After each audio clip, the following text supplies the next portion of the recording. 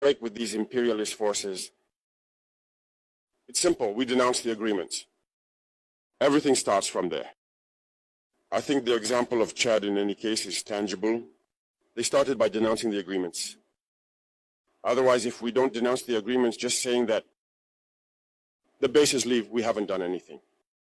Because the problem lies in the colonial agreements, the defenses that have been signed since independence. The most dangerous is not the one you see in the bases. The most dangerous are the military advisors. Military advisors exist in all these countries. They existed in Burkina as well until the end of 2022, until we took responsibility. And who are these military advisors? They are the ones who are supposed to implement France's policy. Here, they must work to make our armies very weak so that France can always have the argument to exist here. Under their influence, they had succeeded. Our sentinels were therefore standing guard with sticks. That's what France wants from our armies. When we reach this stage, we have no choice but to want them to come and settle. But the Burkinabe army managed to get rid of the military advisors.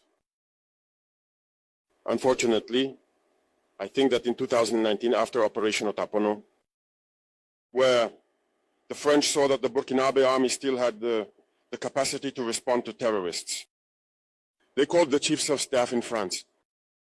They instructed him to reintegrate the military advisors throughout the structure. Well, they did not agree.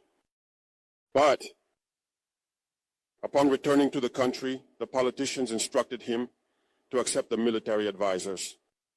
And that's when the military advisors returned to the Burkinabe army in 2019.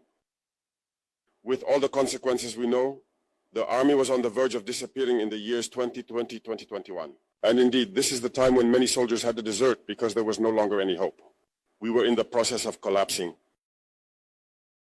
That's a bit how they work at the General Staff headquarters.